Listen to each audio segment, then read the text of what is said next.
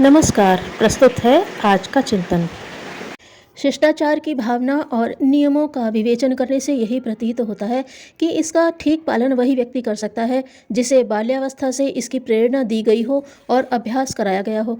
जो लोग यह सोचते हैं कि घर के भीतर आपस में शिष्टाचार दिखाने की क्या आवश्यकता है, वे बड़ी भूल करते हैं। यदि बालकों को आरंभिक जीवन में ही इसकी प्रेरणा नहीं दी जाएगी तो वे आपस में अथवा अपने माँ बाप, बड़े भाई से अशिष्टता का व्यवहार करते रहेंगे तो आगे चलकर उनके लिए बाहर वालों के साथ भी शिष्टाचार के नियमों का पालन करना असंभव होगा। जिन घरों में बड़े लोग आपस में लड़ते झगड़ते रहते हैं, परस्पर अशिष्ट व्यवहार किया करते हैं, उनके बच्चे भी उद्दंड और अविनयशील बन जाते हैं तथा दूसरों के साथ प्रायः असभ्यता का व्यवहार करने में संकोच नहीं करते। कुछ अधिक आयु होने पर जब बालक स्कूल जाने लगता है तब शिक्षकों पर यह उत्तरदायित्व जाता है कि वे बालकों को शिष्ट, सुशील और सदाचारी होने की शिक्षा दें। यद्यपि स्कूलों में पढ़ाई जाने वाली पुस्तकों में कितने ही पाठ इन सद्गुणों की शिक्षा के संबंध में भी रहते हैं, पर मास्टर लोग उनको तोते की तरह रटा देते हैं। उनके वास्तविक तथ्य को हृदयंगम कराने की कोई चेष्टा नहीं करते और मास्टरों से इसकी आशा भी कैसे की जाए जब वे स्वयं ही इस संबंध में न तो विशेष जानकारी रखते हैं और न तदनुसार आचरण किया जाता है। वह उद्दंडता, उच्छृंखलता और अविनयशीलता सीखता जाता है। आजकल तो अधिकांश छात्र ऐसे दिखलाई पड़ते हैं जो मास्टरों के पीछे ही नहीं उनके सामने भी अशिष्टता की बातें करने में संकोच नहीं करते। कभी कभी तो परिस्थिति बहुत गंभीर हो जाती है जब विद्यार्थी यहाँ तक उद्दंड हो जाते हैं कि मास्टरों पर आक्रमण करके उनको शारीरिक आघात पहुँचाते हैं या इससे भी भयंकर कृत्य कर डालते हैं। ऐसे समय में इस बात की आवश्यकता अनिवार्य रूप धारण कर लेती है कि बालकों को छोटी आयु से ही शिष्ट सुशील बनाने की ओर पूरा ध्यान दिया जाए। देखने में यह एक साधारण समस्या प्रतीत होती है, पर यदि समझा जाए कि कुछ समय बाद वे ही लड़के बड़े होकर देश के नागरिक बनेंगे, विचार और शासन तथा समाज के संचालन का उत्तरदायित्व इन्हीं के कंधों पर आएगा, तो इसका महत्व बहुत बढ़ जाता है। अशिष्ट और असंयत व्यक्ति अपने लिए ही हानिकारक नहीं होते, वरन वे अपने राष्ट्र और समाज के सम्मान एवं प्रतिष्ठा को भी घटाने वाले सिद्ध होते हैं। इस परिस्थिति के सुधार का एकमात्र मार्ग यही है कि बड़ी आयु के व्यक्ति अपने रहन सहन और व्यवहार में सुधार करें। हमको यह निश्चित रूप से समझ लेना चाहिए कि सबसे बड़ी शिक्षा उदाहरण द्वारा दी जा सकती है। छोटी उम्र के लड़के प्रायः सब तरह के गुण और दोष अपने घर वालों से ही सीखते हैं। जिस घर का जैसा घटिया या बढ़िया वातावरण होता है, उसके बालक अधिकांश उसी में ढल जाते हैं। इसलिए यदि हम स्वयं शिष्टाचार और सद्व्यवहार के नियमों का पालन करने लगे तो बालकों पर उसका प्रभाव पड़े बिना नहीं रह सकता। साथ ही अशिष्ट लोगों के संसर्ग और कुसंगति से बालकों को अलग रखने की सावधानी भी रखी जाए। हमको यह अच्छी तरह समझ लेना चाहिए कि बालकों की मनोभूमि में जैसा बीज आरंभ में बो दिया जाता है, वैसा ही फल बड़े होने पर उत्पन्न होता है। यदि हम अपनी संतान को आरंभ से ही दुर्गुणों और दोषों से बचाकर शिष्टता की शिक्षा देंगे तो बड़े होने पर अवश्य ही श्रेष्ठ नागरिक सिद्ध होंगे। यदि गंभीरता पूर्वक विचार किया जाए तो निसंकोच कहा जा सकता है कि शिष्टता ही मानवता का प्रमुख लक्षण है। पशु पक्षियों को तो इस विषय में किंचित भी ज्ञान नहीं होता।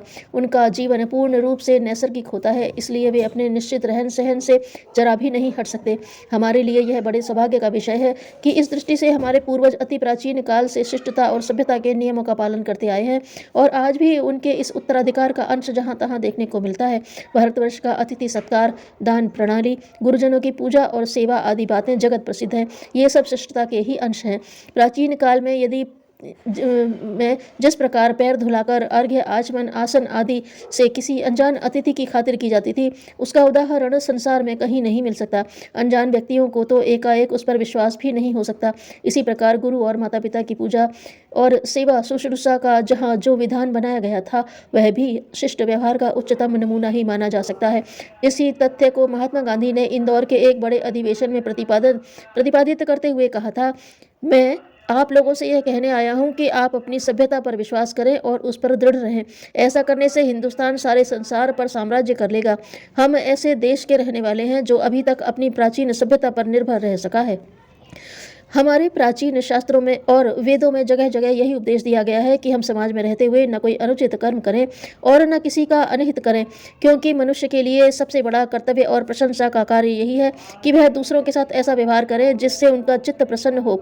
हमको दूसरों के प्रति किस प्रकार की सद्भावना रखनी चाहिए, इसका उदाहरण देने के लिए कुछ लोग गांधी जी की मेज पर 3 बंदरों की मूर्तियों का जिक्र किया करते हैं। इनमें से एक ने अपना मुंह बंद कर रखा है, दूसरे ने कानों और तीसरे ने आंखों को बंद कर रखा है। उनका का आशय यह है कि मनुष्य को न तो किसी से कठोर शब्द उच्चारण करने चाहिए, न किसी की निंदा सुननी चाहिए और न किसी बुरे कार्य को देखना चाहिए। कहा जाता है कि ये तीनों बंदर कोई चीन निवासी गांधी जी को भेंट दे गया था, पर हमारे वेदों में कितने ही हजार वर्ष पहले इस बात को बहुत मार्मिक शब्दों में कह दिया गया था। ओम भद्रं कर्णेभिः शृणुयाम देवः भद्रं पश्येमाक्षभिर्यजत्रः स्थिरैरङ्गैस्तुष्ट्वा ग्वं सस्तनूर्भिः व्यशेमहि देवहितं यदायुः। हम कानों से श्रेष्ठ बातें सुने, आंखों से अच्छी बातें देखें और समस्त अंगों द्वारा ईश्वर के प्रिय उत्तम कार्य ही करते रहें। यही भारतवर्ष की प्राचीन सभ्यता का आदर्श है। आजकल बात बात में थैंक यू का उच्चारण करते हैं। प्रायः कहने वाले के मन में तनिक भी सद्भावना और सहानुभूति नहीं होती, बल्कि बहुत से व्यक्ति तो धन्यवाद कहते और ऊपर से बड़ा शिष्टाचार दिखलाते हुए मन में द्वेष भावना भी रखे रहते हैं। हमारा आशय यह भी नहीं है कि हम प्राचीनता के साथ इतने अधिक लिपटे रहें कि वर्तमान समय की आवश्यकताओं और परिस्थितियों को भूल जाएं। प्राचीन समय में वनों में रहकर अध्ययन करने वाले विद्यार्थी गुरु को जिस प्रकार सदैव साष्टांग दंडवत किया करते थे, आजकल स्कूलों तथा कॉलेज के विद्यार्थी चाहने पर भी वैसा नहीं कर सकेंगे। साथ ही ठीक समय पर प्रत्येक कार्य करना, किसी का समय व्यर्थ में खराब न करना, अपने वचन का यथाशक्य पालन करना आदि जो अच्छे गुण विदेशियों में हैं, उनको भी ग्रहण करना अनुचित नहीं कहा जा सकता। इस मार्ग पर चलने से हम अवश्य शिष्टता के सद्गुण एकत्रित कर सकेंगे। शील एवं शिष्टता मनुष्य के मानसिक विकास के परिचायक हैं। जिस अनुपात से मनुष्य का मानसिक विकास होता जाता है, उसी अनुपात से वह पशुता से उठकर मनुष्यता की ओर बढ़ता जाता है। इस प्रकार शनह शनह बढ़ता हुआ अपने आत्मस्वरूप तक पहुंचकर निरंतर सुख शांति का अधिकारी बन जाता है। सुसंगति से मनुष्य का उत्थान और कुसंगति से पतन होता है। धन्यवाद।